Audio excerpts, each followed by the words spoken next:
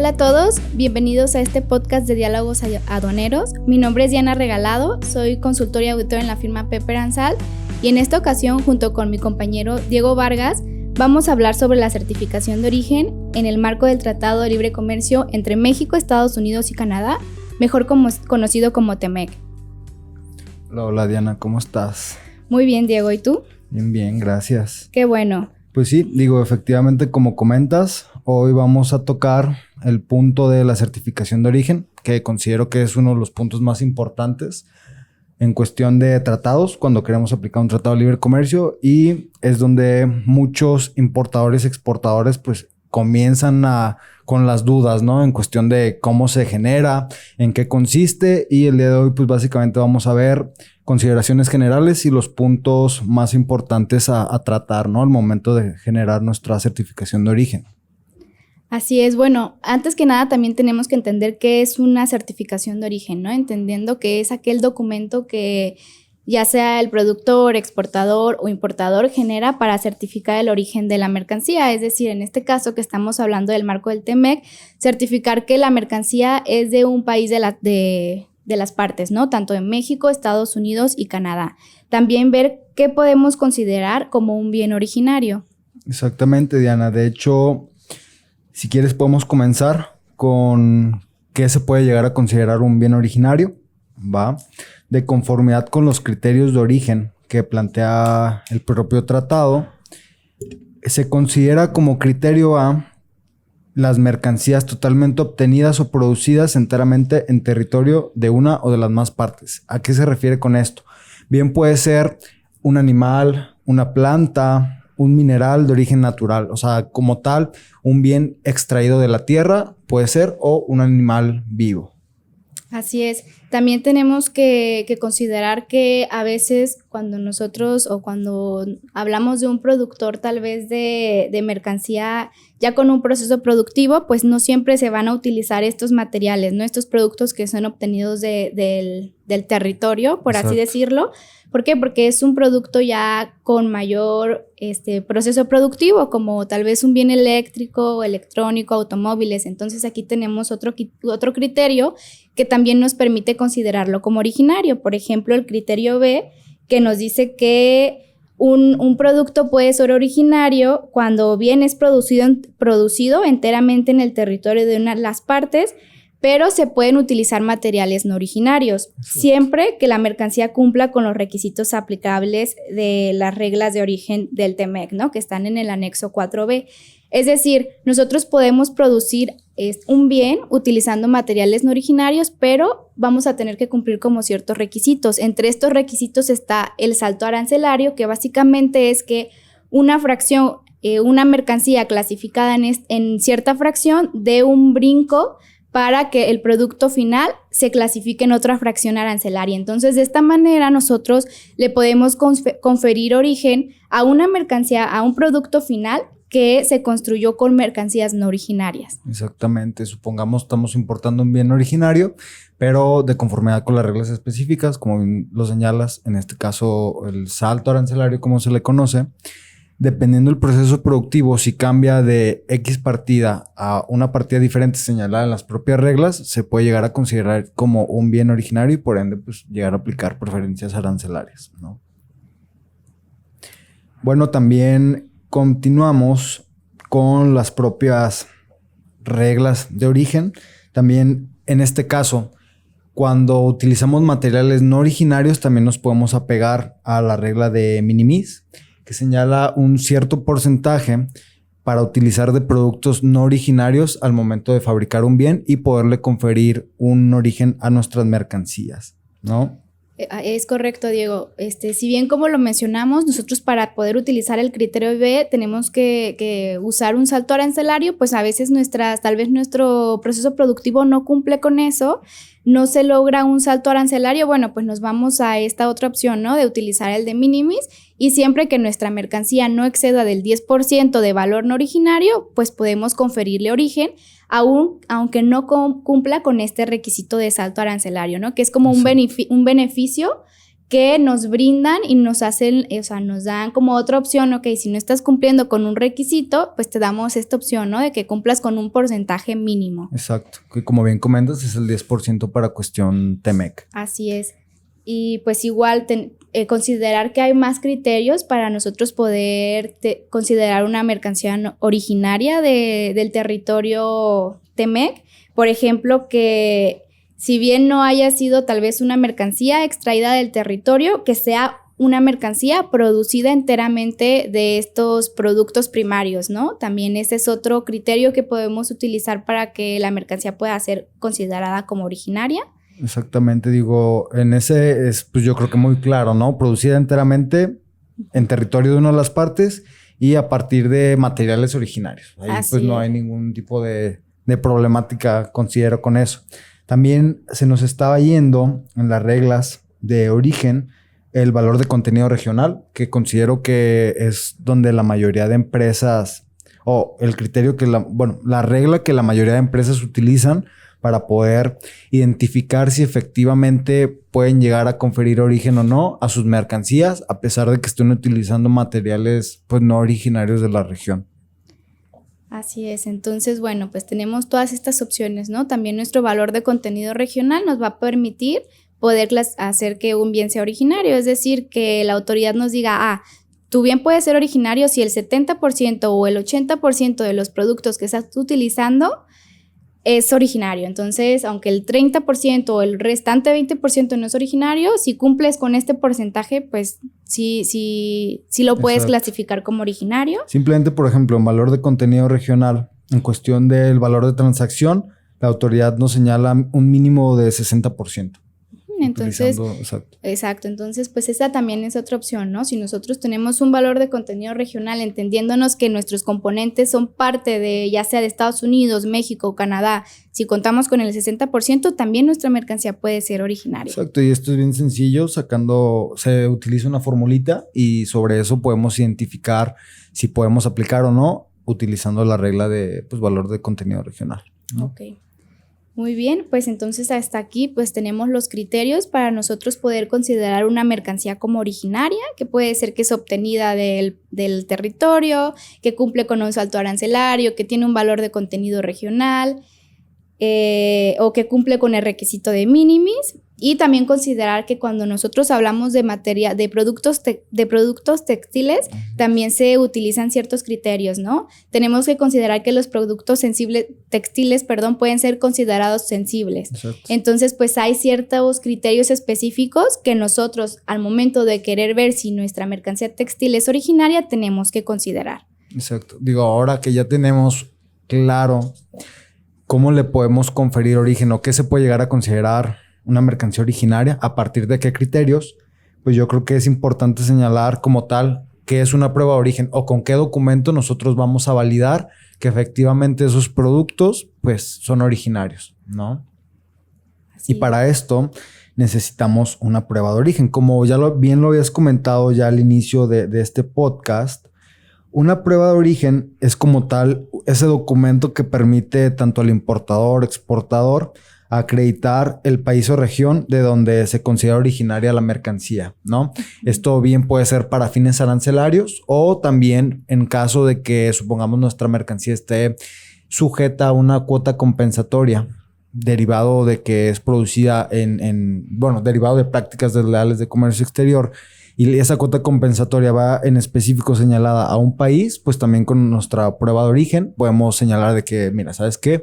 A pesar de que este producto esté señalado o esté mencionado con una cuota compensatoria, no nos aplica porque es de un territorio ajeno a. Ok, muy bien, entonces pues ya vimos, ¿no? Nuestro certificado, nuestra prueba de origen nos va a permitir ya sea no estar no estar obligados a cumplir cuotas compensatorias, pero también, y lo más importante que yo creo que sí se tiene que especificar, pues es poder solicitar un trato arancelario preferencial, ¿no? Sí, digo, yo considero que la mayoría de las personas que están en esta rama del comercio exterior es lo que más les importa, ¿no? O sea, obtener una prueba de origen, en caso pues de TEMEC se le llama certificación, para fines de preferencias arancelarias, que yo creo que pues es lo más jugoso, por así sí, decirlo. Sí, ¿no? El beneficio más llamativo de nuestro tratado con la región norte de América, ¿no? Que es Estados Unidos y Canadá, entendiendo como una preferencia arancelaria, pues es esta disminución de los impuestos, ¿no? Que principalmente en México sería el impuesto general de importación. Pues, ¿qué pasa cuando nosotros tenemos un certificado de origen que podemos solicitar un trato arancelario preferencial y tal vez si la mercancía está grabada con un 20% de IGI, pues obtenemos que queda exenta. Disminuirlo o exentar. Exacto, entonces obtenemos una disminución o una exención. ¿Y esto qué hace? Bueno, que las empresas pues reduzcan sus costos y también a la vez los permite ser más competitivos porque van a competir con tal vez empresas también extranjeras en el país, pero a costos pues más bajos por el hecho de que la mercancía es originaria y se está utilizando la certificación de origen. Básicamente pues es tratar de fomentar el comercio, ¿no? Y pues fortalecer a todas esas empresas que pues llevan actividades de comercio exterior. También yo creo que es importante señalar que como tal una prueba de origen no únicamente es una certificación, bien puede ser también un certificado de origen o una declaración en factura, dependiendo del tratado que busquemos aplicar, ¿no? En este caso para Temec, anteriormente con Telecán se utilizaba un certificado. Ahora con el Temec se señala que se podría aplicar o se debe aplicar una certificación de origen, ¿va? Entonces, si nos vamos enfocando a esta certificación, la certificación pues es un formato libre, ¿no? Esta certificación como tal no debe de cumplir con un formato preestablecido.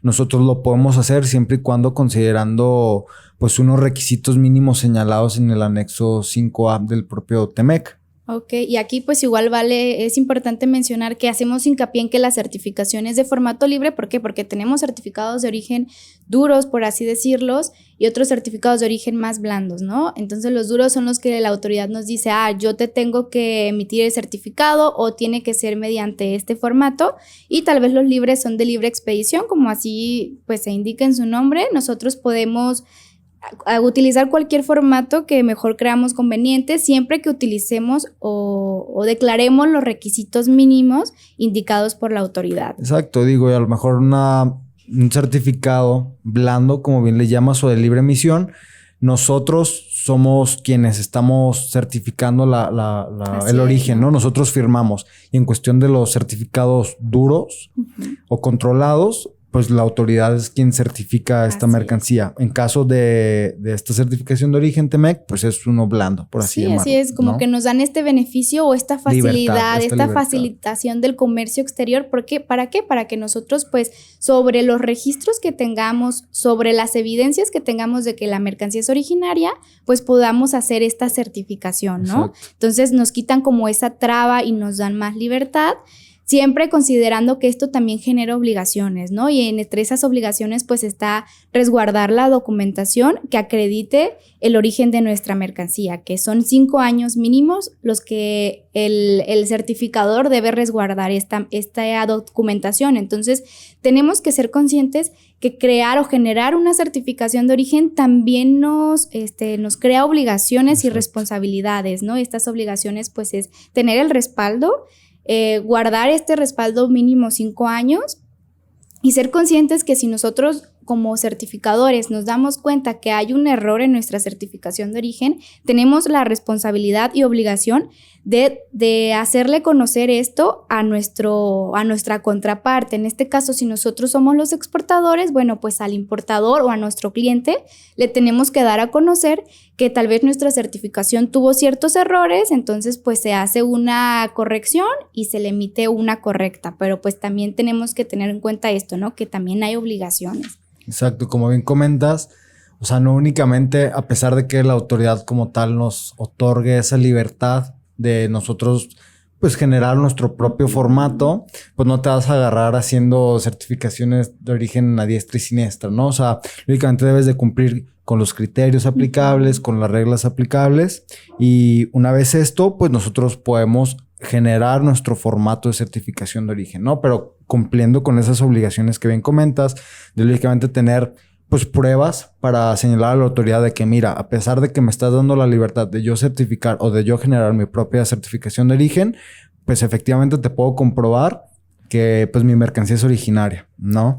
Como tal también eso de resguardar la documentación por 5 años. Y yo creo que también es bien importante señalar que nuestra certificación de origen tiene una validez de 4 años a partir de pues, que se está emitiendo. Exactamente. Ok, sí. Y con esto pues tenemos que entender que si bien nuestro certificado tiene una validez de 4 años, nosotros podemos utilizar los certificados de manera global, un periodo global, o por operación, ¿no? Entonces, aunque tenga 4 años, pues al final cuando nosotros emitamos un certificado de origen, lo podemos utilizar por un periodo global que máximo puede ser 1 año o por operación, es decir, por embarque y por una operación respaldada por una factura.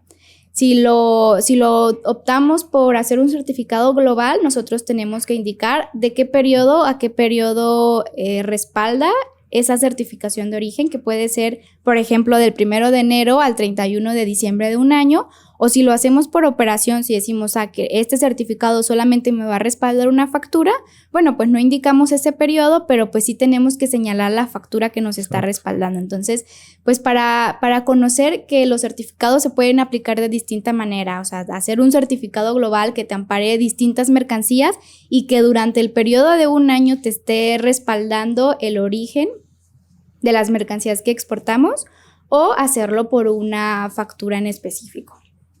Exactamente. Digo, pues hasta ahorita ya llevamos varios puntos, ¿cómo decirlo? Consejitos, por así llamarlos, ¿no? Uh-huh. Eso del formato, es un formato libre de emisión.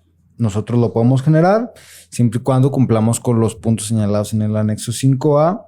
También, como bien comentas, podemos señalarlo ya sea en nuestra factura, o sea, cuando se puede hacer por embarque lo podemos señalar en la propia factura, o podemos hacer un documento aparte de, ¿no? Sí.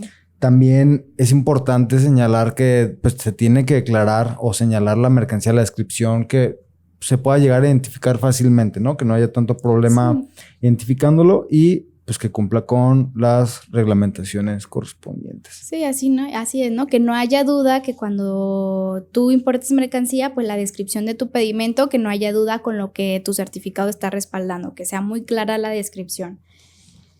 Y bueno, pues también tenemos que considerar que hay ciertos como requisitos o reglas para nosotros transmitir esta información, ¿no? Poder solicitar el trato arancelario preferencial.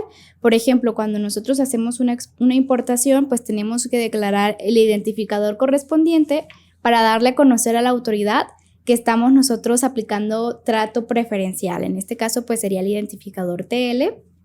Y también señalar que para el Tratado de Libre Comercio con Estados Unidos y Canadá, o el TEMEC, mejor conocido, la autoridad no nos obliga a transmitir como anexos al pedimento el certificado de origen, ¿no? Entonces, esto es algo muy importante porque es un beneficio o una facilitación del comercio que nos dan, que si bien nosotros estamos obligados a contar con este certificado de origen, no estamos obligados a transmitirlo como anexo al pedimento, a menos que la autoridad no lo requiera. Si la autoridad lo requiere, bueno, pues estamos obligados a presentárselo, pero no a transmitirlo en el momento en que se realice la operación.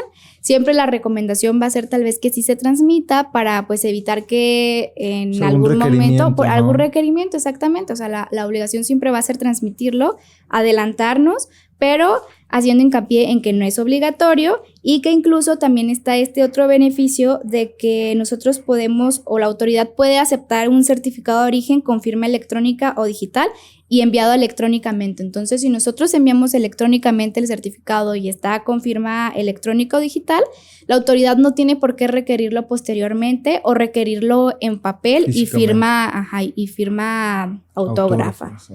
Así pues es. Eso es un beneficio muy bueno, considero, ¿no? O sea, te evitas, pues, tener tanta documentación en físico y, pues, hace más eficiente, ¿no? En cuestión de... Sí, pues igual este tratado con este TEMEC tiene un poquito más tal vez de facilitación comercial en comparación con otros tratados, que otros tratados sí se deben anexar al pedimento, este no es obligatorio. Y pues también te brinda otros beneficios, además de la preferencia arancelaria, pues también te brinda el beneficio de poder exentar el derecho de trámite aduanero, que también es un aprovechamiento. Exactamente, tampoco estamos obligados, como bien comentas, o sea, se exenta. Al momento que nosotros hacemos ya sea una importación o una exportación, pues podemos ahorrarnos el pago del DTA, ¿no? Aplicando TEMEC. Sí, entonces eso reduce aún más nuestros costos y pues nos hace más competitivos. Sí.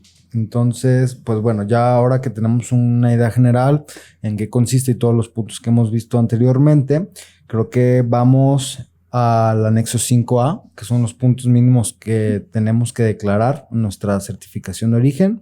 Creo que esto es uno de los puntos más importantes o en los cuales tenemos que hacer como más hincapié para que todas las personas que nos estén escuchando tengan claro pues que debe contener como tal nuestra certificación de origen, ¿no? Ahora ya sabemos qué es, los criterios de origen, bla, bla, bla, las reglas, pero pues vamos a ver cuáles son los requisitos mínimos que nos señala la autoridad para declarar pues en nuestra certificación de origen. Así es, ¿no?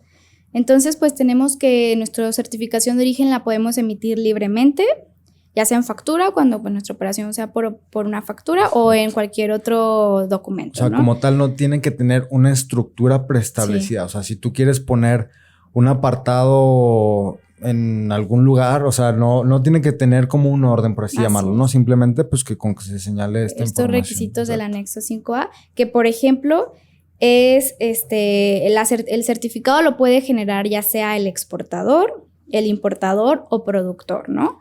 Claro. Tenemos este beneficio ya de que el importador también lo podrá certificar la mercancía, pero en México todavía no entra en vigor. Tiene un plazo de alrededor de 3 años para implementar esto, pero todavía no es posible que en México los importadores puedan certificar la mercancía, ¿no?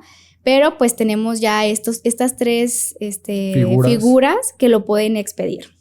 E indicando pues quién es la persona es, ¿no? que está haciendo esta Entonces, pues sí, ¿qué tenemos que indicar?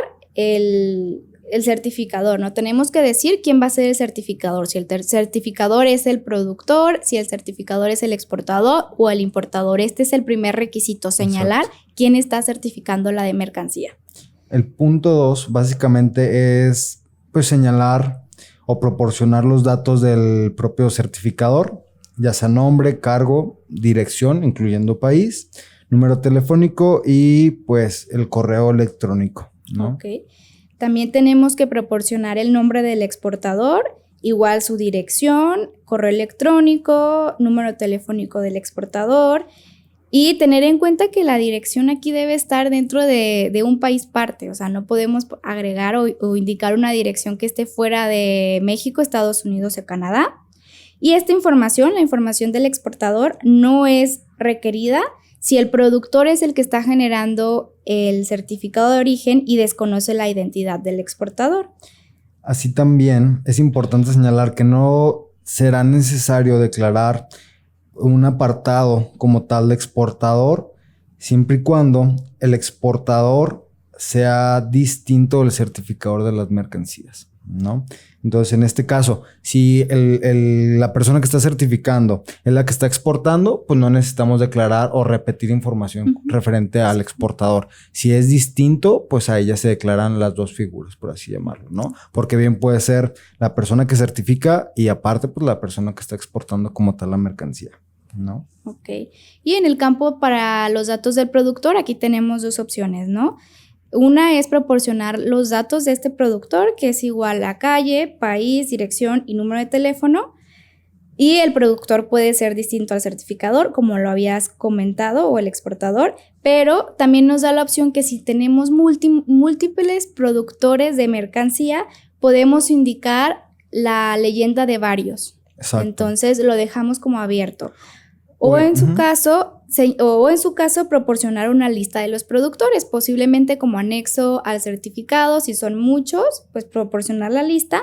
Y también, si queremos que esta información sea confidencial, es decir, si nosotros como exportadores estamos emitiendo el certificado de origen y no queremos que nuestra contraparte sepa quiénes son los productores de la mercancía, podemos indicar la leyenda disponible a solicitud de las autoridades importadoras. Entonces, pues no le vamos a dar a conocer a nuestra contraparte los datos del productor, pero pues si la autoridad, lo vamos a dejar abierto, ¿no? Si las autoridades nos las solicitan, a ellas sí se las tenemos que otorgar. Ok. También es importante señalar que debemos de declarar la información correspondiente al importador. De igual manera, nombre, dirección de correo electrónico, número telefónico, pues para que sea identificable la persona que está importando las mercancías. Y pues igual haciendo la precisión, ¿no? Que la dirección de esta figura pues tiene que estar en uno de los territorios parte. Exacto. Asimismo también pues tenemos que declarar la descripción y clasificación arancelaria de las mercancías. señalando pues nuestra clasificación arancelaria a 6 dígitos y también si la certificación de origen ampara un solo embarque, como bien lo habías comentado, pues señalar el número de facturas relacionada a esta exportación, ¿no? También tenemos que señalar el criterio de origen correspondiente, que son básicamente los que habíamos platicado al principio, señalar si es criterio A, B, C o D, dependiendo pues la mercancía, y también el periodo global. Si va a aplicar a múltiples embarques, pues esta se va a hacer por un plazo de 12 meses. Muy bien. También considerar que algo muy importante, que tenemos que tener una firma autorizada y la fecha de la certificación. Esta debe ser firmada y fechada por el certificador e ir acompañada de la declaración que el anexo 5A nos indica. Básicamente esta declaración pues es una protesta bajo decir verdad en la que indicamos que estamos certificando las mercancías, que indicamos en el certificado de origen y pues declaramos que la información es verdadera y exacta. Mediante esta certificación, mediante esta leyenda es la que funge para nosotros darle validez a nuestro certificado de origen. ¿Qué pasa si omitimos esta leyenda? Bueno, pues realmente nuestro certificado no va a ser válido y no lo vamos a poder utilizar para aplicar preferencias arancelarias. Ahora, como bien comentas, si nuestra certificación tiene errores menores, pues sí la vamos a poder aplicar, ¿no? O sea, a lo mejor un error ya sea en ortografía, etcétera. Pero si es un error significativo, si es un error que pueda llegar a alterar o sea poco identificable la mercancía que queremos aplicar preferencias arancelarias, pues la autoridad nos concederá un plazo de 5 días para presentar la certificación correcta, ¿no? Y pues yo creo que para terminar, ¿qué te parece si damos como algunas recomendaciones generales? Sí, claro. Igual, bueno, nosotros en nuestro expertise pues hemos visto que los principales errores que puede haber en el certificado de origen pues es el tema tal vez del periodo global, que se utiliza un periodo global pero se está utilizando un certificado para un pedimento que está fuera de ese periodo, ¿no? Exacto. Entonces pues recomendaciones, verificar bien el periodo que abarca nuestro certificado de origen para evitar este tipo de errores. También verificar bien la fracción arancelaria, que la fracción que nosotros estamos declarando en nuestro certificado de origen efectivamente ampare la declarada en pedimento. Exacto. También pues sugerimos contar con ya un formato preestablecido para el momento de elaborar nuestras certificaciones. Ya únicamente pues va a ser información y pues lógicamente que se apegue o que cumpla con los puntos mínimos señalados en el anexo 5A. También creo que es importante señalar que pues puede ser ya sea en inglés, español o francés. Siempre y cuando el importador solicite una traducción al español, pues también se puede hacer, pero pues puede ser en cualquiera de estos 3 idiomas. Y pues yo considero que ya muy a grandes rasgos platicamos los puntos más importantes, los requerimientos mínimos. Y pues por mi parte es todo. Igual, un gusto como siempre, Diana. No sé si quieras aportar algo más. Sí, bueno, pues creo que ya vimos las consideraciones finales, los requisitos que son los puntos que son, los aspectos que son importantes tener en cuenta al momento de hacer la certificación. Esperamos que esta información haya sido relevante y les sea de ayuda. Y pues también de mi parte sería todo. Los esperamos en el próximo podcast. Y pues gracias. Y gracias a todos. Que estén bien.